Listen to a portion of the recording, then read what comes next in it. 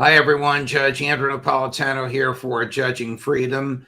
Today is Tuesday, November 25th, 2025. Aaron Maté joins us now. Aaron, always a pleasure, my dear friend. Thank you for joining us.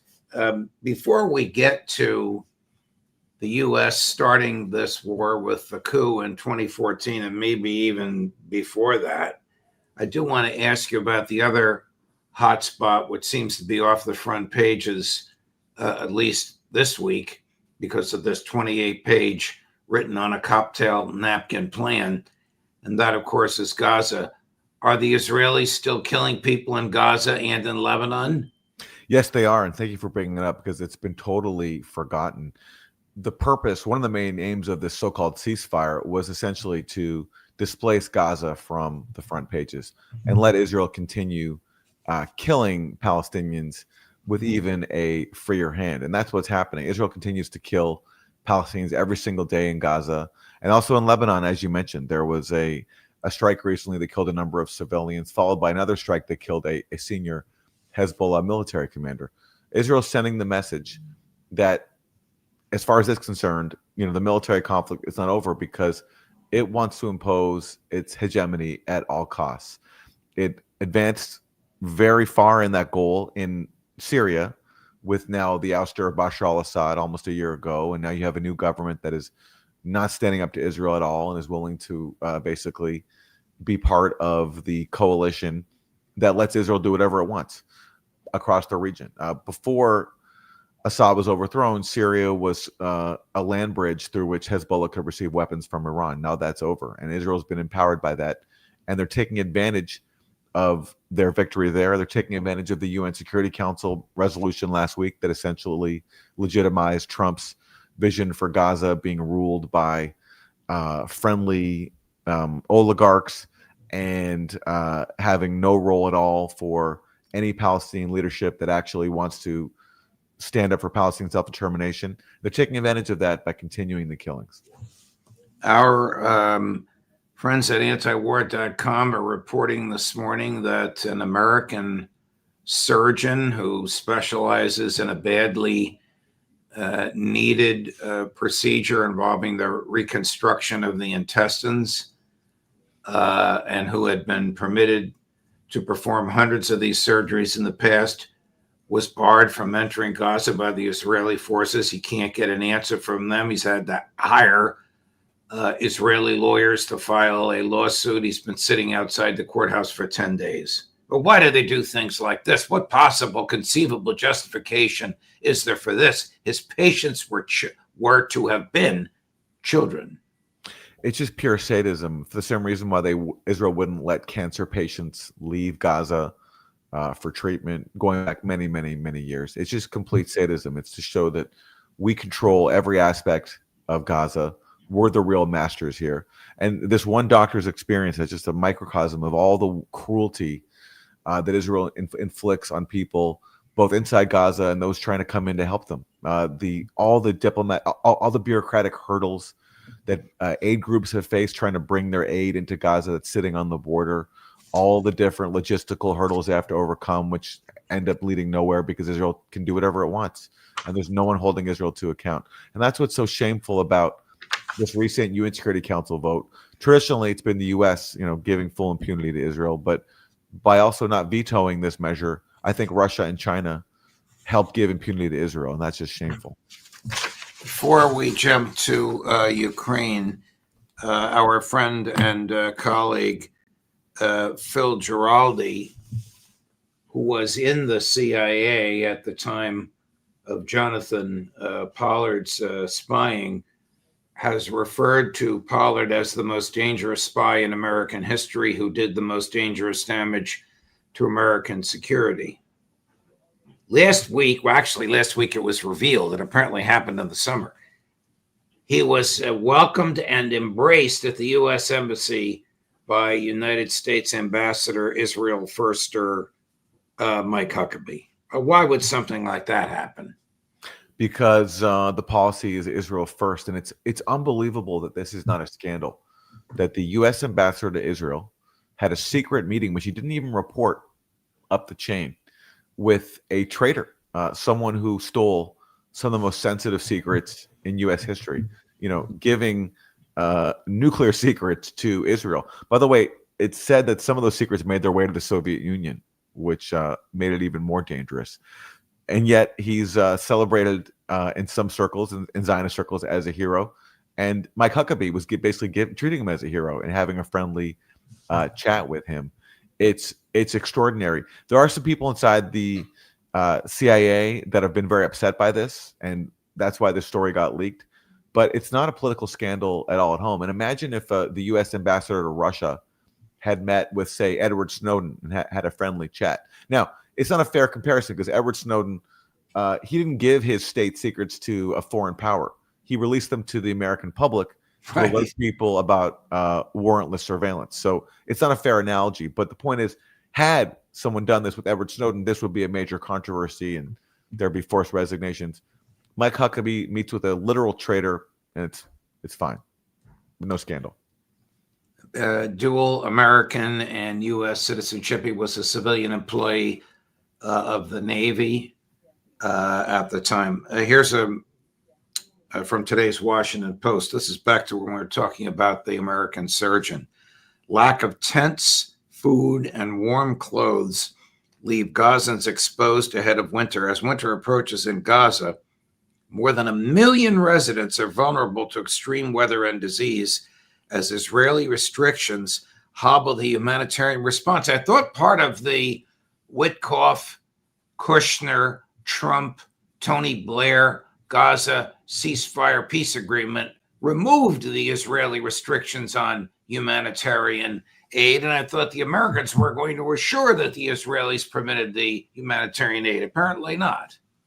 There's a quote from Ehud Barak, the former Israeli prime minister and defense minister, from more than a decade ago, when he's talking about what happens after a ceasefire is achieved in a previous round of Israeli attacks on Gaza. And he says, the day after a ceasefire goes into effect, nobody remembers what it says. And that's what's happening here.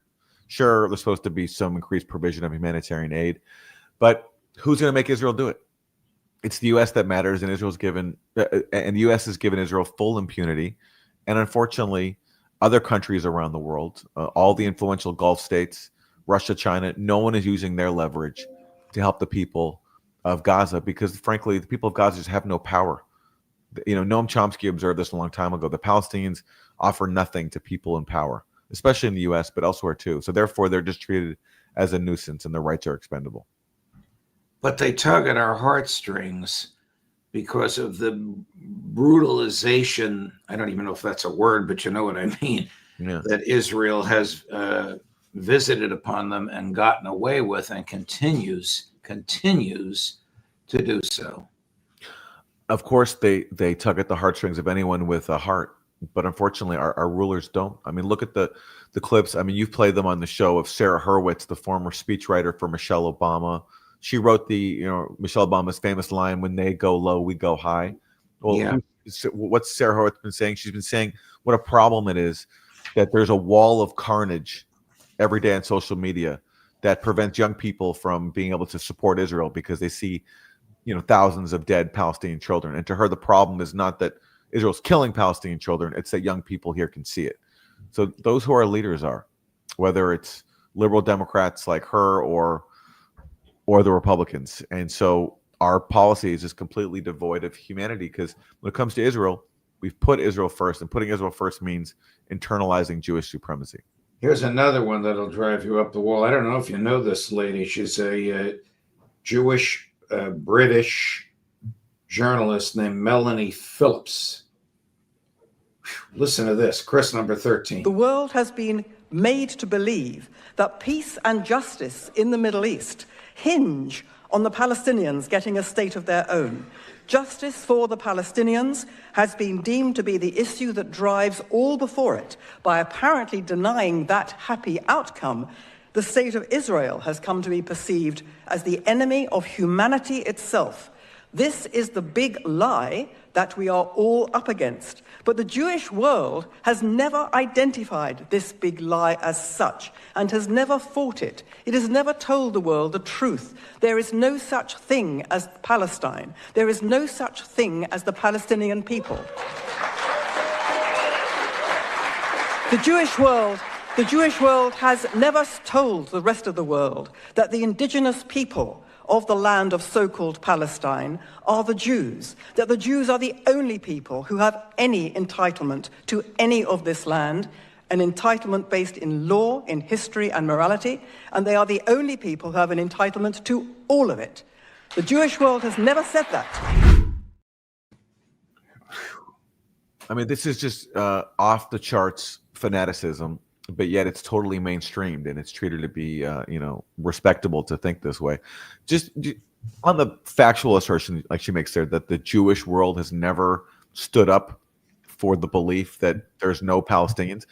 Entire like North American Jewish life is organized around denying Palestinian identity. Just to take one example, 40 years ago, there was a very famous best-selling book in the U.S. called From Time Immemorial by a woman named Joan Peters.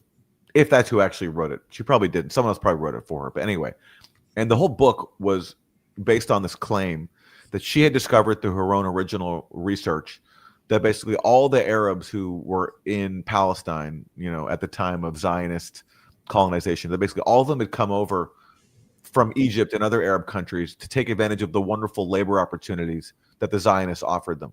So basically, her point was there was no such thing as Palestinians who had been living there for centuries. It was all just Arabs, Arab nomads, migrants from other countries like Egypt who had come because of the wonderful labor opportunities that the Zionists offered them. It was a complete fraud, obviously, but this book was celebrated. It was a bestseller, nice reviews in the major journals. All the major Jewish intellectuals, people like Saul Bellow, Barbara Tuchman, all praised this book. It was a great thing. And then a grad student named Norman Finkelstein came along and read the book exhaustively and showed that it was a complete fraud, that literally the author or whoever wrote it, Joan Peters or whoever, had just falsified all this key data to push this lie that the Palestinians were just an invented people. Anyway, did that matter? Did it make a dent? Finkelstein's work was totally ignored. And yes, now no one takes that book seriously anymore. But just the point is, to her point that, the Jewish world has never tried to deny Palestinian identity. It's just been organized around doing exactly that for decades upon decades, and still is, as you can see by the warm reception that her words get. Switching over to Ukraine, Aaron, why did the U.S. and the UK stage that coup in 2014, which precipitated what's happening there now? Well, they backed the coup because the government of Yanukovych was perceived as being friendly with Russia. And, his cardinal sin in U.S. eyes was to push through a measure in Ukraine's constitution that ruled out membership in NATO and said that Ukraine will be permanently neutral. Now, Yanukovych happened to have the support of the majority of Ukrainians, if you look at the polls. And he also happened to be in line with Ukraine's founding declaration of state sovereignty, which said that Ukraine will be a permanently neutral state. But that contradicted the U.S. plan, which back in 1994 was authorized formally by Clinton's National Security Council as the, quote, neo-containment of Russia. So bringing Ukraine into NATO was seen to be a key plank in the goal of the neo-containment of Russia. And that's why in 2008, the Bush administration pushed through this promise to Ukraine and Georgia that both these countries will one day join NATO.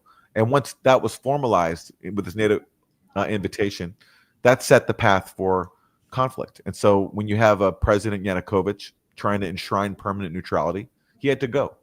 And there also was the belief that if you take, Yanukovych out, that regime change might redound to Moscow as well, and maybe regime change in Ukraine will be so destabilizing for Russia that Vladimir Putin will be overthrown too.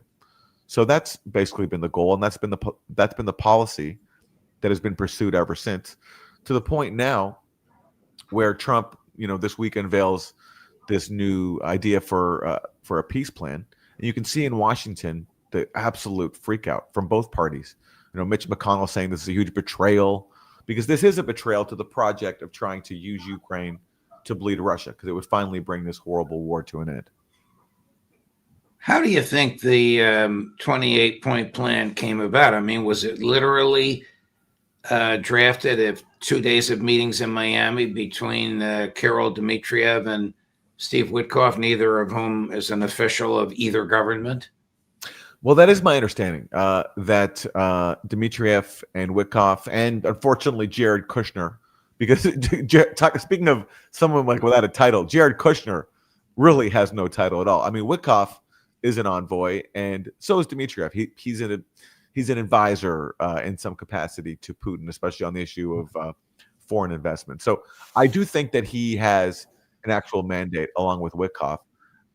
Why Kushner is there is well, is he now an international diplomat, or is he trying to buy Ukraine land cheap so he can develop it? That's a great question. I mean, you've talked about this, how JD Vance just referred to Kushner as the investor in Gaza. Right. Right. In public. Public, the vice president said that. Yeah. But I do think that Dmitriev was acting on the understanding that Putin at least was listening. And I think Putin was initially receptive to the plan. Like when it was released, he said, this is a basis for discussion. He didn't accept it wholeheartedly, but he said this is a basis for discussion. But what's happened ever since then, just in the last few days? The European Union freaked out. Neocons in Washington from both parties freaked out. They put pressure on Marco Rubio. Marco Rubio immediately caved to them. And the story came out that Rubio had told a group of senators that, this wasn't our plan, this was a Russian plan, which means either one of two things. It means Rubio actually said that, or it means that the senators misheard Rubio. And Rubio had to backtrack and say, no, this was our plan too. But the point is, somebody, whether it's Rubio, the Republican senators, or both, didn't like the idea of making peace with Russia. And so since then, you've had now new talks between the U.S. and Ukraine. And the reports coming out are that Trump's peace plan, which already was not going to be accepted by Russia, because I don't think Russia saw it as going far enough to meet their demands, that even that's been watered down even more in favor of Ukraine's demands. So making it even more of a non-starter. So apparently what was before clear language about Ukraine not joining NATO, apparently that's been taken out for now. And also the language about Ukraine withdrawing from all the Donbass, because parts of it still controls, that's also been watered down, which basically guarantees that Russia is not going to accept this. So you have basically, this comes down to, which faction does Trump want to listen to? Which identity does he want for MAGA? Is it the sort of faction of his administration with people like JD Vance, who don't want to keep fueling this proxy war in Ukraine, who recognize that no matter how you feel about who started it, what was the U.S. role, the Maidan coup, the Minsk Accords, the Sabotaged Istanbul talks, NATO expansion. I mean, we have our clear perspective on that. But even if you don't agree with our perspective about, how just horrible this whole thing has been and just how immoral it's been, just practically how the strategy of fueling this war with weapons and trying to collapse Russia's economy by sanctions hasn't worked. So it's time to throw in the towel. So is Trump going to listen to that faction, or the permanent foreign policy establishment in Washington, represented by people like Marco Rubio and his former Senate colleagues, who just don't want to have any kind of peace deal with Russia because they see that as a sign of weakness and they don't want to at all give Putin a win? So it comes down to who Trump is going to listen to, and he keeps going back and forth. That's been the pattern since he took office, is he keeps changing his mind. Right. Last week it seemed like this was it. This was his peace plan for Ukraine. They have to accept it, and it's or else. But now it's amazing, which is a little bit of outrage from neocons in Washington can do. Now it looks like it's Russia that's going to have to be saying, no, we can't accept this, and therefore the war continues. Here's a clip from our archives going back to 2013. People of Ukraine, this is your moment. Народи українські, це ваш момент. This is about you, no one else. Це про вас. This is about the future you want for your country. This is about the future you deserve. Це про ваше майбутнє, про майбутнє вашої країни. Це про майбутнє, на яке ви заслуговуєте. A future in Europe. Майбутнє Європи. A future of peace. Майбутнє миру. With all of your neighbors. Майбутнє всіх ваших сусідів. The free world is with you. America is with you. I am with you. And the destiny you seek lies in Europe. І ваша доля, як ми вважаємо, знаходиться в об'єднаній Європі. Ukraine will make Europe better, and Europe will make Ukraine better. Thank you. Thank you.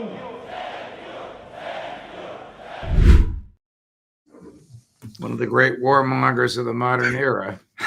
Yeah, and so John McCain's Senate colleagues are continuing his legacy by freaking out about this prospect of peace. And listen, who is John McCain to tell the people of Ukraine what their destiny is? He says your destiny is in Europe. Okay, sure, there are many Ukrainians who agree with that, but there are also many Ukrainians who don't. And the problem with U.S. policy is it only listens to those Ukrainians who agree with John McCain. And you can wish as much as you want that every Ukrainian agrees with John McCain, but the fact is they don't. It's a very divided country, and that's why it was so crazy to try to impose our conditions on Ukraine, which is a very divided country, and that's why neutrality always made sense, and that's why most Ukrainians actually supported neutrality. And even at that time, if you look at polls from that period, Ukrainians were basically equally divided on the Maidan movement that John McCain was there acting as a sort of de facto leader of. And on that stage, we should mention were people like Oleg Tanibuk, who was the co-founder of the Svoboda Party. A year prior, so December 2012. Isn't that the neo-Nazi party? Yeah, they were founded, inspired by German Nazis. That's why their symbol, their iconography reflected Nazi emblems. And a year before that, so that became clips from December 2013. A year before that, December 2012, the European Parliament put out a statement saying nobody should associate with Svoboda because of their racist, xenophobic, anti-Semitic views. And that message was directed at parties in Ukraine because the European Parliament didn't want to work with parties that were working with Svoboda. And a year later, John McCain comes in, and now all of a sudden, Svoboda gets U.S. blessing because Svoboda was at the forefront of turning that Maidan movement, those protests, which were initially against corruption and calling for closer ties with the West, into a full-blown campaign for regime change. So that's who we've empowered, and that's why Zelensky today remains in a tough position, because the elements that drove the Maidan coup, the far-right elements empowered by people like John McCain, they threatened his life if he makes a peace deal with Russia. And that's ultimately who's still running the show in Ukraine and Washington as well. Is his life still threatened if he makes a peace deal with Russia? I think it is. When you have years upon years of threats from paramilitary forces that are embedded in the army, the Azov battalion, for example, is essentially the most potent fighting force in Ukraine today. When you have those threats, continue through this year. I mean, even earlier this year, a far-right leader threatened Zelensky's life. So yeah, I do think his life still is at risk if he makes peace with Russia. Aaron, thank you very much. Thanks for your analysis, as always, on both of these hotspots, Ukraine and Gaza. Have a great Thanksgiving holiday. We'll look forward to seeing you next week. To you as well, Judge. Thank you. Thank you. And coming up later this afternoon at 2:15 Eastern, Matt Ho, at 3 o'clock Eastern, Karen Kwiatkowski. Judge Napolitano for Judging Freedom.